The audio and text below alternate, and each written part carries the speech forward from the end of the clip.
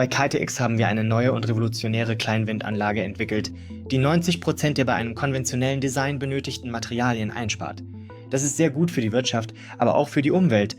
Einer der größten Vorteile einer Windanlage gegenüber herkömmlichen Solaranlagen ist, dass sie das ganze Jahr über Strom erzeugt. Aber tatsächlich meistens im Winter, wo man es normalerweise auch am meisten braucht.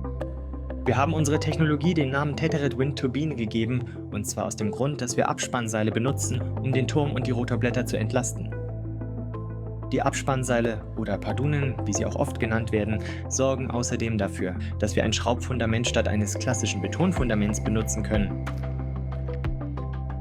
Somit können wir die Windanlage viel schneller aufbauen, sparen aber auch viel Schwerbeton und Sjosswald. Bei Caltex haben wir jahrelange Erfahrung mit Windenergie. Wir haben fliegende Drohnen-Windanlagen gebaut und hunderte von unseren kleinen mobilen Windanlagen für Off-Grid-Bedürfnisse verkauft. Dazu gehören zum Beispiel Camping oder Hütten, die nicht an das Stromnetz angeschlossen sind. Wir wenden unsere Erfindungen und Innovationen bei der TWT an und das Ergebnis ist die innovativste Windanlage auf dem Markt. Die heutigen Strompreise im Netz sind variable und ändern sich stündlich, weshalb ein Umdenken erforderlich ist. Bei starkem Wind können Sie über das Stromnetz billigen Strom von den ganz großen Windanlagen kaufen. Wenn es dagegen nicht so viel Wind gibt, ist der Strompreis oft hoch. Wir haben unsere Windanlage so entwickelt, dass sie ihren Bedarf bei durchschnittlichen Windverhältnissen abdeckt. Was bedeutet, dass wir bei den Materialien viel sparen können.